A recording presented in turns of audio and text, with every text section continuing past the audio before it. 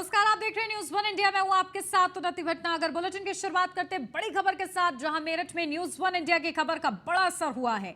Sex tape कांड का आरोपी रमेश चंद्र गुप्ता गिरफ्तार हुआ है। सीनियर वकील रमेश चंद्र गुप्ता को पुलिस ने दबोचा है, लेकिन दोनों आरोपी बीजेपी नेता अभी भी फरार हैं।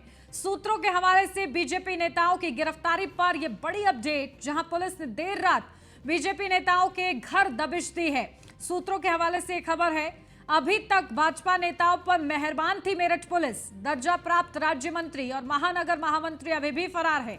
आज दिन बाद भी बीजेपी नेताओं की गिरफ्तारी न होने पर सवाल उठ रहे हैं। अब जहां मुख्य आरोपी रमेश चंद्र गुप्ता को पुलिस पहले ही गिरफ्तार कर चुकी है, तो न्यूज वन इंडिया की खबर का यह दमदार असर है। जहां पहले प्रशासन मेहरबान था बड़े नेताओं के डर के रसूख के चलते, लेकिन न्यूज वन इंडिया की खबर का असर हुआ और आखिरकार रमेश चंद्र जो मुख्य आरोपी है उसकी गिरफ्तारी हुई है, लेकिन अभी भी दो आरोपी फरार हैं। उनकी किस तरीके से तलाश होती है और कब तक गिरफ्तारी होती है देखना होगा, क्योंकि 8 दिन बीत चुके हैं लेकिन अभी तक कोई गिरफ्तारी नहीं हुई है।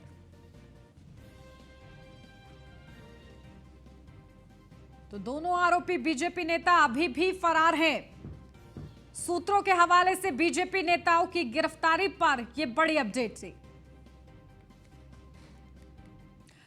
तो एसएसपी ऑफिस पर सपा कार्यकर्ताओं ने हंगामा किया है इसी खबर को लेकर, जहां एसपी देहात कमलेश बहादुर को सपा कार्यकर्ताओं ने ज्ञापन सौंपा है। सेक्स टेप मामले में बीजेपी नेताओं को गिरफ्तार करने की मांग की जा रही है। दर्जा प्राप्त राज्य मंत्री संजीव गोयल सिक्का को गिरफ्तार करने की मांग हो रही है, तो महानगर महामंत्री अरविंद गुप्ता मारवाड़ी को गिरफ्तार करने की मांग हो रही है। तो अब इस पूरे मामले पर जहां सियासत की भी एंट्री हो चुकी है, क्योंकि 8 दिन बीत जाने के बावजूद भी अगर गिरफ्तारी नहीं होती है तो सवाल उठेंगे कि आखिर क्या बीजेपी का टैग है साथ में, इस वजह से गिरफ्तारी नहीं हुई है। प्रशासन इतना मेहरबान क्यों है? आरोपी तो आरोपी होता है।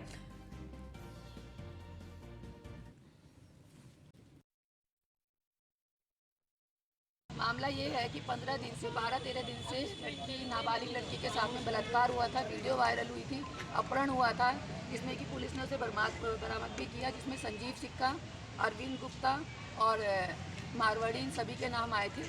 और अभी तक इन सब में से किसी की गिरफ्तारी नहीं हुई है।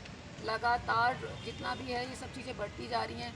तो इस चीज़ को लेकर आज हम लोगों ने यही सोचा है कि आज कप्तान साहब को आके ज्ञापन दें। कहीं ना कहीं पुलिस व्यवस्था, लॉ एंड ऑर्डर जीरो है। लगातार ये चीज़ें मैं देखती हूँ कि साइबर क्राइम इतना बढ़ गया है, बहुत ज़्यादा बढ़ गया, और पुलिस हमेशा चुप्पी साधे बैठी है, आंखें बंद करके बैठी है। उत्तर प्रदेश सरकार तो आंखें बंद करके बैठी है, लेकिन ये लोग भी कहीं ना कहीं आंखें बंद करके बैठे। तो इस पूरे मामले पर जहां एक तरफ सियासत भी अब शुरू हो गई, लेकिन इस बीच न्यूज वन इंडिया के कई बड़े सवाल हैं इस पूरे मामले पर। नाबालिग लड़की के शारीरिक शोषण पर कार्रवाई में तेजी क्यों नहीं है? जहां 8 दिन बाद एक आरोपी गिरफ्तार हुआ है, 2 और आरोपी कब गिरफ्तार होंगे, ये सबसे बड़ा सवाल है। तो बीजेपी नेताओं पर पार्टी और संगठन क्यों नहीं कोई एक्शन ले रहा है? अरविंद गुप्ता, मारवाड़ी और संजीव कुमार को कौन बचा रहा है? पुलिस किसके इशारों पर बीजेपी नेताओं को बचा रही है? 164 के तहत बयान दर्ज होने के बाद भी पकड़ से दूर हैं बीजेपी नेता। क्या 2 आरोपियों को बीजेपी नेता होने का फायदा मिल रहा है? पुलिस की बीजेपी नेताओं पर मेहरबानी से कई बड़े सवाल अब इस पूरे मामले पर खड़े हो रहे हैं। तो वहीं मेरठ की नाबालिग लड़की को आखिर कब इंसाफ मिलेगा? तो ये न्यूज वन इंडिया के बड़े सवाल है इस पूरे मामले पर। तो खबर का असर हुआ है, जहां मुख्य आरोपी तो गिरफ्तार हुआ है, लेकिन अभी भी 2 आरोपी फरार हैं। अपडेट ले लेते हैं, हमारे संवाददाता अतुल हमारे साथ जुड़ गए हैं। अतुल, देखिए इस पूरे मामले पर मुख्य आरोपी की गिरफ्तारी हो गई है, लेकिन अभी भी बड़ा सवाल ये बना हुआ है कि 2 आरोपियों पर किस तरीके से तलाश जारी है, दबिश कैसे दे रही है पुलिस, आखिर इतनी मेहरबान क्यों है? 8 दिन बीत चुके हैं। ऋतु, सबसे बड़ा सवाल यह है कि भाजपा नेताओं पर कहीं ना कहीं पुलिस मेहरबान है। उत्तर प्रदेश सरकार के दर्जा प्राप्त राज्य मंत्री संजीव गोयल सिक्का और वहीं अरविंद गुप्ता मारवाड़ी जो मेरठ के महानगर के महामंत्री है, दोनों नेताओं पर पुलिस अभी तक मेहरबान नजर आ रही है। कोई कार्रवाई देखने को नहीं मिल रही है, लेकिन सवाल यह है कि मुख्य आरोपी को पुलिस ने गिरफ्तार किया है। देखिए 8 दिन बीत चुके हैं, 8 दिन बाद मुख्य आरोपी को पुलिस ने गिरफ्तार किया। वहीं अगर सपा पार्टी के कार्यकर्ताओं की बात की जाए, महिला नेत्रियों की बात की जाए, तो उनका साफ तौर पर कहना है कि विपक्ष के नेताओं पर जिस तरह से कार्रवाई होती है, लेकिन भाजपा नेताओं पर कार्रवाई देखने को नहीं मिल रही है। विपक्ष का अगर कोई नेता होता तो अब तक बुलडोजर उनके घर पहुंच जाता, लेकिन अगर भाजपा के नेता है तो उन पर कार्रवाई का नाम तक नहीं है। सबसे बड़ा सवाल ये देखने को मिल रहा है कि दर्जा प्राप्त राज्य मंत्री पर अब कार्रवाई होगी या नहीं होगी, मेरठ के महानगर के महामंत्री पर कार्रवाई होगी नहीं होगी। सबसे बड़ा सवाल कल एक अधिवक्ता ने भी न्यूज वन इंडिया से खास बातचीत कर वक्त बताया था कि अगर कोई भी पॉक्सो एक्ट में मुकदमा दर्ज होता है तो हाई कोर्ट का कहना है कि पहले गिरफ्तारी करे, उसके बाद में विवेचना करे। लेकिन मेरठ पुलिस मेहरबान भाजपा नेताओं पर नजर आ रही है, अभी तक कोई गिरफ्तारी नहीं है। लगातार अगर बात की जाए तो दोनों नेता मेरठ के शहर में घूमते हुए नजर आ रहे हैं, खुले में सांस ले रहे हैं, लेकिन उसके बावजूद अगर नाबालिग बच्ची की बात की जाए, नाबालिग बच्ची को अनाथ आश्रम में रखा गया है। उसी के साथ साथ देखा जाए तो मुख्य आरोपी को गिरफ्तार कर कोर्ट में पेश किया गया है। 14 दिन की न्यायिक हिरासत में लिया गया। उसके चलते अब कई ऐसी चीजों का खुलासा होगा। रमेश चंद गुप्ता के पास एक मोबाइल था, उस मोबाइल की अगर बात की जाए तो बहुत ऐसी अश्लील वीडियो हैं, बहुत ऐसे लोगों की अश्लील वीडियो हैं। कहीं ना कहीं इन लड़कियों को, जो नाबालिग लड़की है, इसको बाहर भी भेजा जाता था। और उसी के साथ साथ देखिए, सूत्र बताते हैं देर रात मेरठ पुलिस ने सिविल वर्दी में पहुंच करके अरविंद गुप्ता मारवाणी और संजीव गोयल सिक्का, जो दर्जा प्राप्त राज्य मंत्री हैं, उनके यहाँ पर पुलिस ने चौकाबंदी की है। वहां पर तस्दीक की है कि गहरी निगाह है या नहीं है, कहां पर है। लगातार देखा जाए तो पुलिस अब एक्शन मोड में नजर आने लगी है, क्योंकि भाजपा नेताओं का जो संरक्षण है वो कौन देने वाला है। पश्चिम यूपी की अगर बात की जाए तो कौन पश्चिम यूपी का ऐसा नेता है, उत्तर प्रदेश सरकार का कौन मंत्री, कौन विधायक इनको संरक्षण देना है। सवाल यह है, विपक्ष का सवाल लगातार विपक्ष के नेता खड़े कर रहे हैं। समाजवादी पार्टी के कार्यकर्ताओं की बात की जाए तो उन्होंने एसएसपी को ज्ञापन दिया। उन्होंने साफ तौर पर कहा है कि जल्दी से जल्द गिरफ्तारी होनी चाहिए, नाबालिग बच्ची को इंसाफ मिलना चाहिए। लेकिन उसके बावजूद देखा जाए तो भाजपा नेताओं पर पुलिस मेहरबान है, किसी भी तरह का कोई अभी तक ठोस कदम पुलिस नहीं उठा रही है। देखिए, सबसे बड़ा सवाल 164 के बयान होने के बावजूद जो नाबालिग बच्ची है उसके बयान में क्लियर हो जाते हैं, नाम क्लियर हो जाते हैं, दर्जा प्राप्त राज्य मंत्री का नाम क्लियर होता है। और उसके बाद पुलिस केवल तथ्य इकट्ठा करने का आश्वासन देती है कि जल्द से जल्द तथ्य इकट्ठे किए जाएंगे। 8 दिन बाद लगातार देखा जाए न्यूज वन इंडिया ने खबर की मुहिम चलाई थी, और उसके बाद देखिए जिस तरह से कार्रवाई हुई है, पुलिस कहीं ना कहीं अभी भी बसती हुई नजर आ रही है, भाजपा नेताओं को संरक्षण देती हुई नजर आ रही है, लेकिन गले में लटकी तलवार दोनों भाजपा नेताओं को सता रही है। इस वक्त देखा जाए तो दोनों भाजपा नेता फरार हैं, मेरठ में घूमते हुए नजर आ रहे हैं, लेकिन अपने घर तक नहीं पहुंच पा रहे हैं, क्योंकि कहीं ना कहीं पुलिस की लटकती तलवार इस वक्त कार्रवाई का दौर बदलता हुआ नजर आ रहा है। लगातार प्रमुखता से खबर जिस तरह से हमारे दर्शक देख रहे हैं, दर्शकों का भी यही कहना है कि भाजपा नेताओं पर क्यों नहीं कार्रवाई हो पा रही है। विपक्ष के नेताओं पर तुरंत कार्रवाई होती है, लेकिन भाजपा नेताओं पर कार्रवाई नहीं। सबसे बड़ा सवाल यही है कि मेरठ के अंदर अगर देखा जाए, विपक्ष के नेताओं का, वकीलों का कहना है कि 2 कानून बनाने चाहिए सरकार को, कि भाजपा नेताओं के लिए ये कानून होंगे। बिल्कुल, देखिए अतुल, अब इसी के चलते सियासत भी शुरू हो गई है। समाजवादी पार्टी के कार्यकर्ता हंगामा कर रहे हैं। क्या सियासत में उथल पुथल हो रही है इस खबर के चलते? देखिए, मेरठ की बात की जाए तो इस वक्त सियासी जो माहौल है, गर्मियां हैं, वो इस वक्त मैदान में उतर चुकी है। सरगर्मी की अगर बात की जाए तो लगातार विपक्ष में समाजवादी पार्टी के कार्यकर्ता और नेता इस वक्त मैदान में उतर कर नाबालिग अनाथ बच्ची को न्याय दिलाने के लिए उतरे हैं। उनका साफ तौर पर कहना है कि हम अधिकारियों से मिलेंगे, अधिकारी अगर कार्रवाई नहीं करते हैं तो उसके बाद धरना भी देंगे। लेकिन अगर बात की जाए तो महिला, इस वक्त समाजवादी पार्टी की जो महिला नेत्री हैं वो सामने आकर के कार्रवाई की मांग कर रही है। दूसरी तरफ देखा जाए तो वहीं विपक्ष की बात की जाए तो विपक्ष इस वक्त भाजपा को जमकर के घेर रहा है। लेकिन सबसे बड़ा सवाल फिर एक यही आता है कि भारतीय जनता पार्टी और संगठन क्यों दोनों नेताओं पर मेहरबान है। लगातार देखा जाए मेरठ बार एसोसिएशन की तरफ से रमेश चंद गुप्ता पर कार्रवाई का दौर काफी दिन से जारी है। जिस वक्त वो पीड़िता बार में पहुंचती है, एप्लीकेशन देती है, अपने तथ्य देती है, उसके बाद बार की तरफ से कार्रवाई शुरू हो जाती है। लेकिन भाजपा नेताओं की बात की जाए तो कहीं ना कहीं संगठन और भाजपा मेहरबान है। देखा जाए पश्चिम उत्तर प्रदेश के बड़े कद्दावर नेता है दर्जा प्राप्त राज्य मंत्री, और वहीं महानगर के महामंत्री अरविंद गुप्ता की बात की जाए तो भाजपा के हर प्रोग्राम को मैनेज करने वाले हैं महानगर के महामंत्री। इनका एक भोज चलता है, मारवाड़ी भोज है, उसी के द्वारा भाजपा नेताओं को वहीं पर पार्टी की जाती है। वहीं पर अगर बात की जाए तो सारे प्रोग्राम भारतीय जनता पार्टी के बड़े प्रोग्राम अरविंद गुप्ता मारवाड़ी करते हैं। तो इसी को लेकर के कहीं ना कहीं संगठन और भाजपा इन पर मेहरबान नजर आ रहे हैं। बिल्कुल, देखिए एक तरफ जीरो टॉलरेंस की नीति है और दूसरी तरफ ये आरोपी हैं। क्या केवल बीजेपी का टैग इनके पास है इसलिए कार्रवाई इन पर नहीं होगी, या इन पर वो नियम लागू नहीं होगा?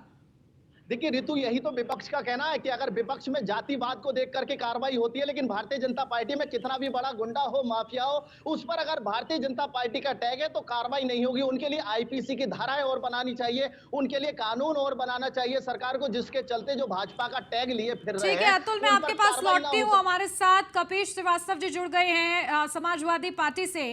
कपीश जी, देखिए इस पूरे मामले पर विपक्ष का क्या रुख है? हालांकि सियासत तो शुरू हो गई है, लगातार समाजवादी पार्टी इस मुद्दे को उठा रही है, लेकिन देखिए इस मुद्दे पर कई बड़े सवाल हैं और न्यूज़ वन इंडिया भी प्रमुखता से वो सवाल पूछ रहा है निष्पक्षता के साथ कि आखिर जीरो टॉलरेंस की नीति की जो बात की जाती है, क्या वो इस खबर पर लागू होती नजर आ रही है? नहीं, 0% की जो टॉलरेंस की नीति है हम्म वो तो सिर्फ कहने के लिए। हम्म अगर भारतीय जनता पार्टी का कोई नेता, कोई मंत्री, कोई कार्यकर्ता कोई भी क्राइम करता है तो वो तो संत है ना, वो तो वॉशिंग मशीन से धुला हुआ है। बहन बेटियां जो गोल्ड मेडल लेके आ रही हैं, 4.5 महीने से सड़क पर बैठ के अपनी नाक रगड़वा रही हैं और ये पुलिस के बूटों से साक्षी मलिक का चेहरा रगड़वा रहे हैं। हम्म ये तो आप सारे लोगों ने देखा है। हम्म यत्र नारिस्ते पूज्यन्ते रमन्ते तत्र देवता की बात करेंगे और काम करेंगे अपनी बहन बेटियों के साथ इस तरीके। तो इनके नेता का आवरण क्या है? एमजे अकबर साहब थे, 32 महिला पत्रकारों का उन्होंने बलात्कार किया था, मीटू में सारी एविडेंसेस सामने थी। एक एफआईआर मोदी सरकार ने दर्ज नहीं की, उस समय वो कैबिनेट मिनिस्टर थे, केवल उनको मिनिस्टर के पद से हटाया गया, लेकिन उनके ऊपर कोई आपराधिक कानून लागू नहीं किया गया। क्या वो 376 के मुलजिम नहीं थे? सेंगर साहब ने पूरी बिटिया का परिवार साफ करा दिया, स्वयं बलात्कार के केस में वो दोष सिद्ध हुए और जब तक दोष सिद्ध नहीं हो गए भारतीय जनता पार्टी उनको अपने कलेजे से लगाए रखी। साक्षी महाराज जैसे व्यक्ति जा करके जेल में मिलते और कहते हैं कि आप वजह से प्रभु मैं जीत गया।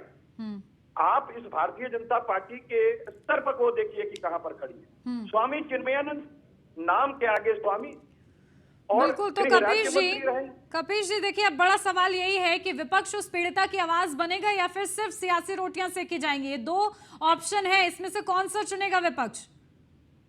विपक्ष ने सदैव इनके खिलाफ लड़ाई लड़ी है और हम लोग हर तरीके से लड़ाई लड़ने के लिए तत्पर हैं। आप देखिए कि 4.5 महीने से हमारी बहन बेटियां बैठी हुई और हम लोगों को मॉरली सपोर्ट मुझे करना पड़ रहा। कारण ये है कि स्वयं उन लोगों ने इस बात को कहा कि अगर हम किसी राजनीतिक दल के लोगों को अपने साथ रखेंगे या हमारे राजनीतिक दल सवालों को लेकर के अगर आते हैं तो ये कहेंगे कि ये राजनीतिक एजेंडा चलाया जा रहा। और हम ये कह रहे हैं कि हम तो मॉरली रूप से हर तरीके से सक्षम है। आप एक बात बताइए, रोड जाम करके ही क्या आंदोलन किया जा सकता है? जब अभिव्यक्ति की आजादी सबको है, हमारी पार्टी या कोई भी व्यक्ति जब हम डिबेट में बैठते हैं या हम विधानसभा के अंदर होते हैं, ये सारी चीजों को कहते हैं, तो क्या उस पर सरकार को ध्यान नहीं देना चाहिए? क्या टूल के रूप में जब तक कोई व्यक्ति आंदोलित नहीं होगा, कोई धरना नहीं देगा, आगजनी नहीं करेगा, तब तक ये सरकार नहीं मानेगी? तो ये तो बात नहीं होनी चाहिए। और मैं ये बात कह रहा हूं कि अगर भारतीय जनता पार्टी के पश्चिम बंगाल के अध्यक्ष थे, वो जिस तरीके से गलत चीजों में लिप्त थे और पकड़े गए और पाए गए, इसी तरीके से आपने गोवा के अंदर देखा कि जिस तरीके से उनके लोग जो है सेक्स रैकेट चला रहे थे, जिस तरीके से स्वामी चिन्मयानंद जी बिल्कुल ठीक है कपीश जी, तो मैं ये समझूं कि मेरठ बिल्कुल, तो कपीश जी फिर मैं ये समझ रही हूँ कि विपक्ष जो है खासतौर से समाजवादी पार्टी जो है मेरठ की बेटी की आवाज बनेगा और लगातार न्यूज़ वन इंडिया की भी यही अपील रहेगी। बहुत शुक्रिया आपका हमारे साथ बातचीत करने के लिए।